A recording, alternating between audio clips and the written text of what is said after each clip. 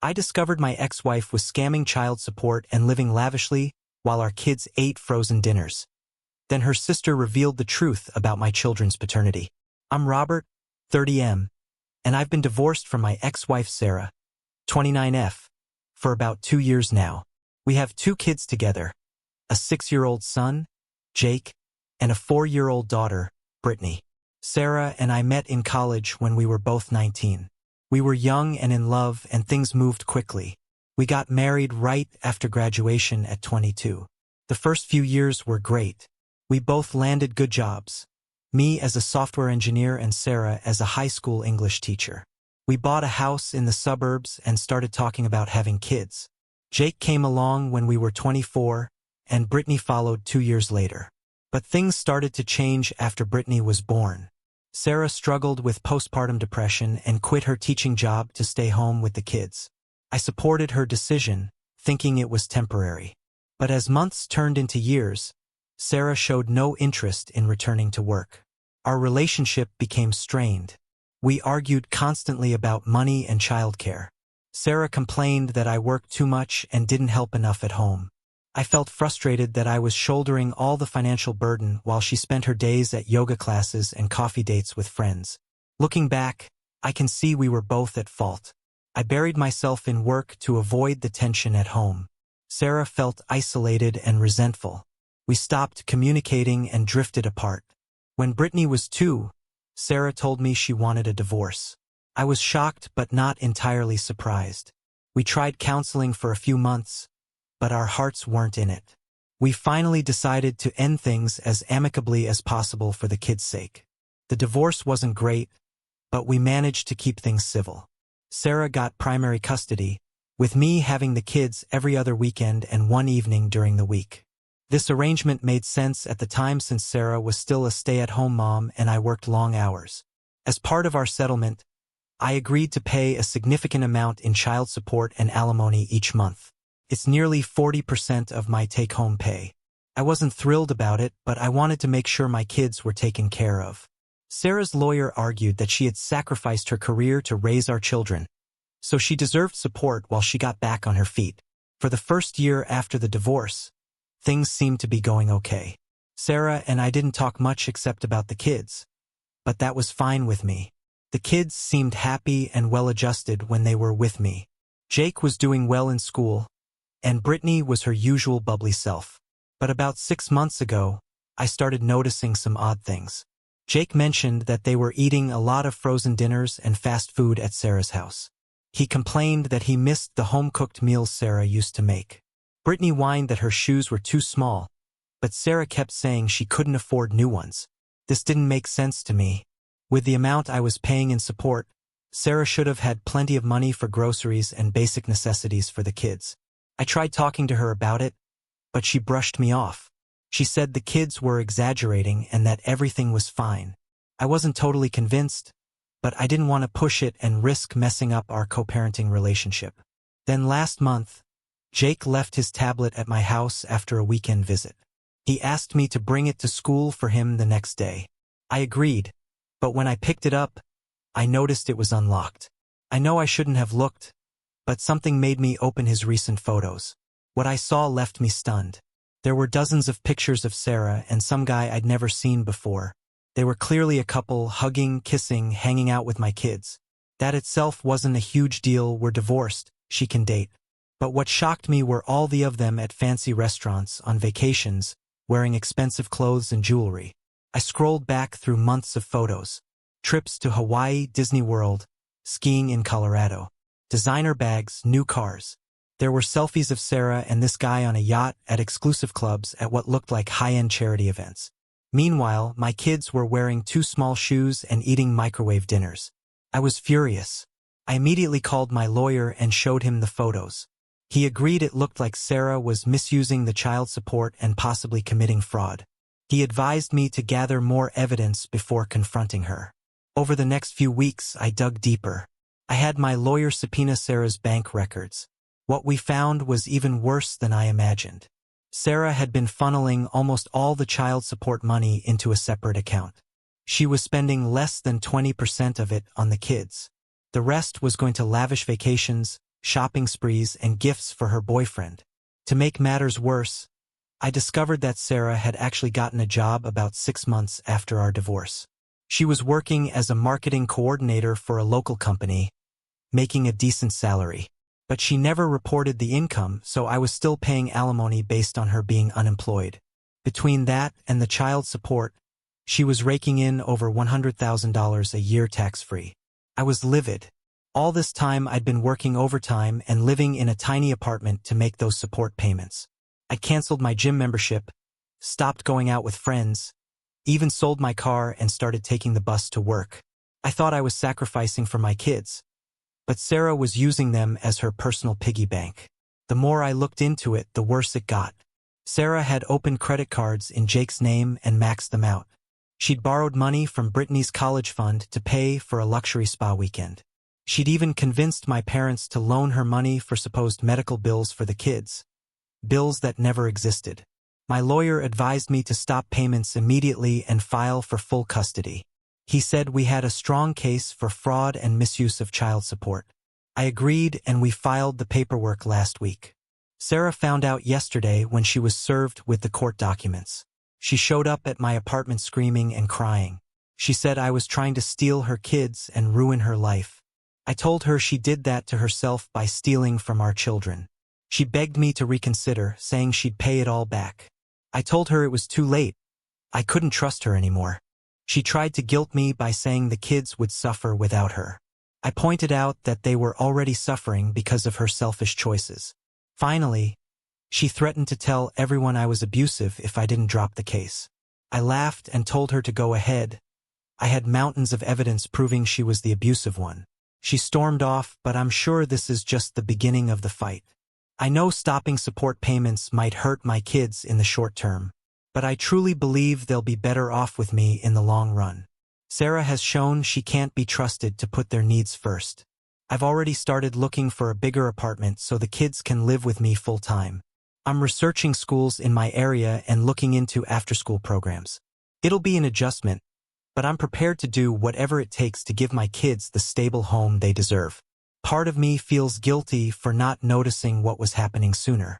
I should have pushed harder when I first noticed things seemed off with the kids.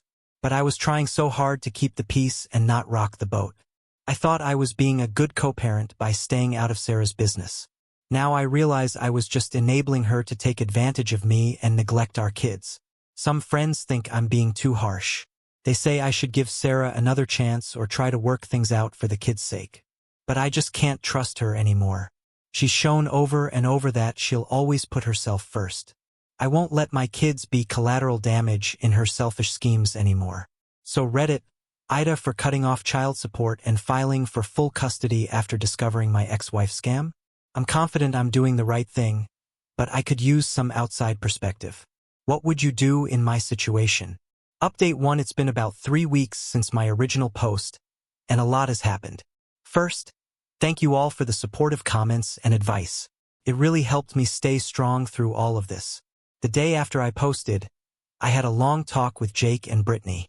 I didn't want to badmouth their mom, but I felt they deserved some explanation for the changes that were coming.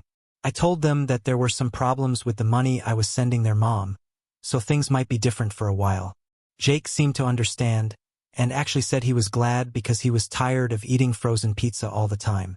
Brittany was confused but didn't ask too many questions. A few days later, we had our first court hearing. Sarah showed up with a fancy lawyer and tried to paint me as a vindictive ex trying to punish her for moving on.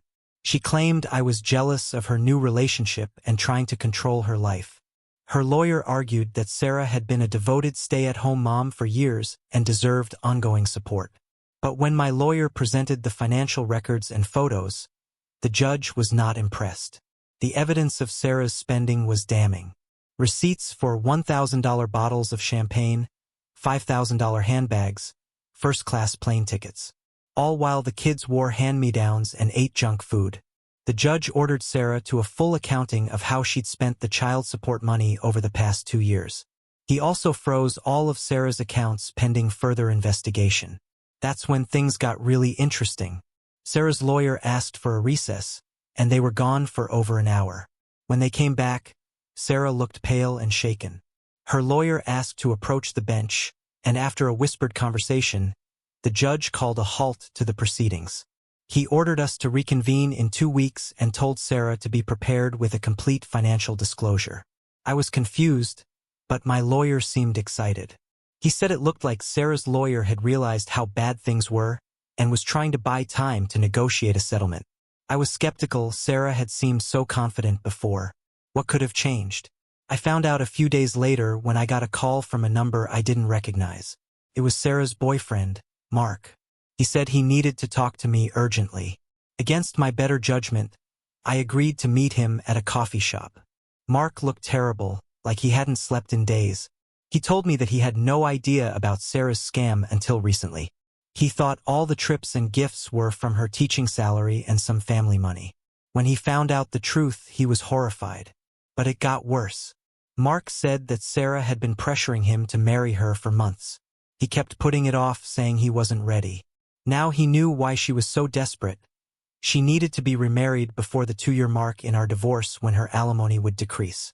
The real bombshell came next. Mark said that about a year ago, Sarah had told him she was pregnant. He was excited but nervous about becoming a dad. But as months went by and Sarah didn't show, he got suspicious. He snooped in her email and found messages with a fake belly manufacturer. Sarah had been planning to fake a pregnancy to pressure him into marriage. I was stunned. I knew Sarah could be manipulative, but this was a whole new level. Mark apologized for his part in everything, even though he was a victim too. He said he had already broken up with Sarah and was planning to testify about her deceptions if the case went to trial. After Mark left, I called my lawyer and filled him in. He was thrilled. This was exactly the kind of evidence we needed to prove Sarah was unfit for custody. He said with Mark's testimony, we had a good shot at getting full custody and possibly even criminal charges against Sarah for fraud. I felt vindicated but also sad. How could the mother of my children have turned into such a monster? I wondered if there were warning signs I'd missed during our marriage. The next week was a whirlwind. My lawyer deposed Mark and gathered statements from several of Sarah's friends who had suspected something was off. We also got records from Sarah's job showing she'd been employed for over a year while collecting unemployment and alimony. 2 days before our next court date, I got a call from Sarah. She was sobbing, begging me to call off the lawyers. She said she'd sign over full custody and pay back every penny if I just dropped the fraud charges. I told her it was too late for that. She'd made her choices and now she had to face the consequences. The day of court arrived, and I was nervous but determined. But when we got there, Sarah and her lawyer were nowhere to be found. After waiting an hour, the judge was furious and issued a bench warrant for her arrest. There's been radio silence from Sarah since then. Her apartment is cleaned out, and none of her friends know where she is. The police are looking for her, but so far no luck. I have temporary full custody of the kids now. They're confused and upset about their mom disappearing, but I'm doing my best to keep things stable for them. Jake is angry and acting out at school. Brittany keeps asking when mommy is coming home. It breaks my heart that I don't have answers for them. My parents have been a huge help, coming to stay with us and helping care for the kids. They feel terrible for believing Sarah's lies and giving her money. They're trying to make it up to the kids now with lots of love and attention. I'm still in shock about everything that's happened. I never imagined Sarah could be capable of such elaborate deceptions. I'm angry at her for stealing from our kids, but mostly I'm sad for them. They deserve so much better.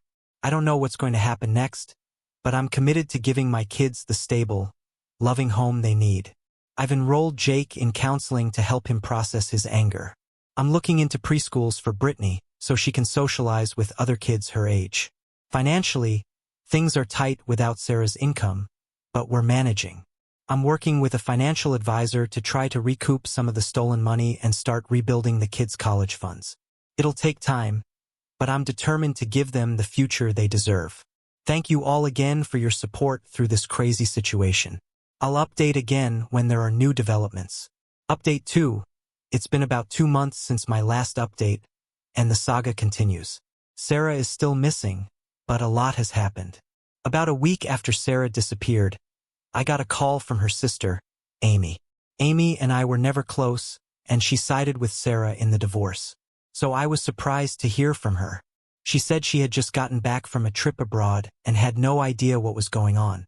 When she couldn't reach Sarah, she started asking around and heard rumors about the court case and fraud charges. I filled Amy in on everything that had happened. She was quiet for a long time, then said there was something I needed to know. She asked if she could come over to talk in person. When Amy arrived, she looked terrible, like she hadn't slept in days. She sat down and took a deep breath, then dropped a bombshell. Sarah and I hadn't been able to conceive naturally. Our kids were born through IVF, or so I thought. Amy said that Sarah had confided in her years ago that she had cheated on me right before we started trying for kids. When she found out she was pregnant, she lied and said the IVF had worked. She did the same thing 2 years later with Brittany. I felt like I'd been punched in the gut. The kids I'd raised and loved for years might not even be mine. Amy said she had urged Sarah to tell me the truth, but Sarah always found excuses not to. Amy felt guilty for keeping this secret but didn't want to blow up our family. I was reeling. Part of me didn't want to believe it, but it explained so much: why the kids didn't really look like me, why Sarah had been so insistent on using a particular fertility clinic that was out of network for our insurance. I asked Amy if she knew who the real father was. She said Sarah had never told her, but she suspected it was Sarah's college ex-boyfriend, Chris.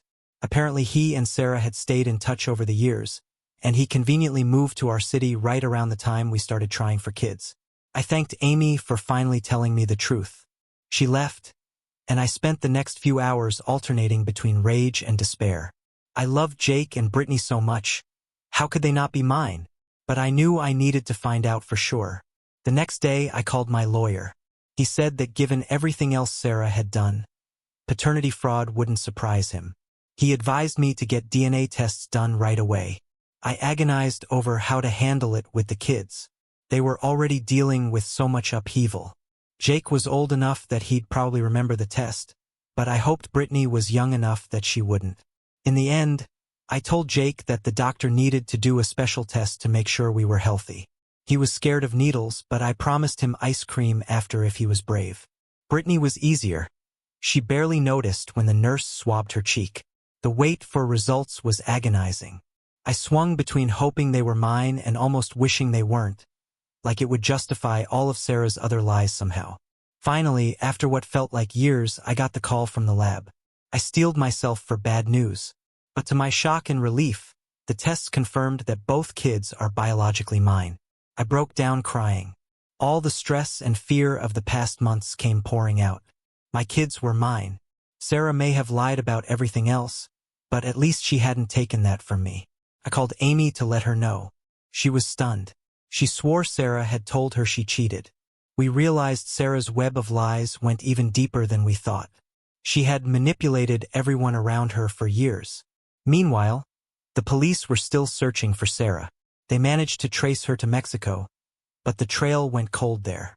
My lawyer said that even if they find her, extradition could be complicated. For now, I'm focused on rebuilding our lives. Jake and Brittany are in therapy to deal with their mom's disappearance. I'm in therapy too, trying to process everything that's happened. I've had to explain more to the kids about why their mom left. Jake is angry and says he hates her. Brittany still cries for her sometimes. It's hard, but I'm trying to be honest with them in an age-appropriate way. I'm still angry at Sarah for all her lies and manipulation, but mostly I'm grateful that Jake and Brittany are mine and that they're safe with me now.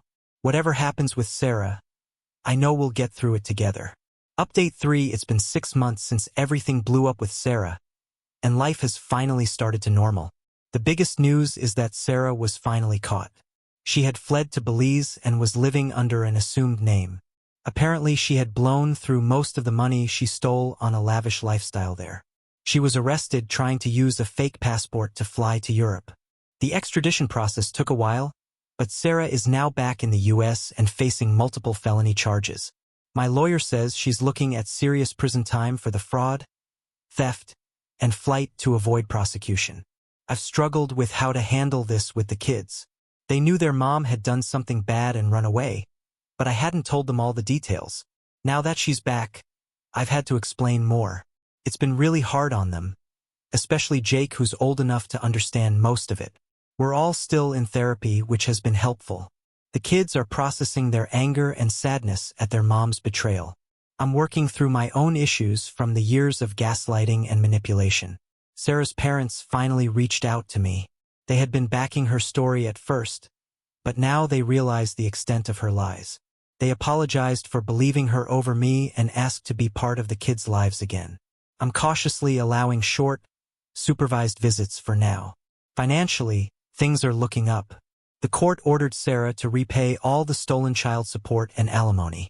My lawyer doubts I'll ever see most of that money, but they did seize and sell her car and some expensive jewelry to start paying it back. I've been awarded full custody of the kids. Sarah will be allowed supervised visits when she gets out of prison, but she has lost all parental rights. It's sad in a way, but I know it's for the best. The kids are doing better. They're back to their normal activities and have made new friends. Brittany still asks about her mom sometimes, but less often now. Jake is angry and says he never wants to see Sarah again. I'm trying to stay neutral and let him process his feelings. As for me, I'm slowly putting my life back together. I've started dating again very casually. It's hard to trust after everything with Sarah, but I'm working on it. My job has been understanding about all the time off for court and kids' appointments. I still have moments of anger about everything Sarah put us through, but mostly I'm grateful that the kids and I are safe, healthy, and together. Whatever the future holds, I know we can handle it. Thank you all again for your support through this crazy journey. Your advice and kind words helped more than you know.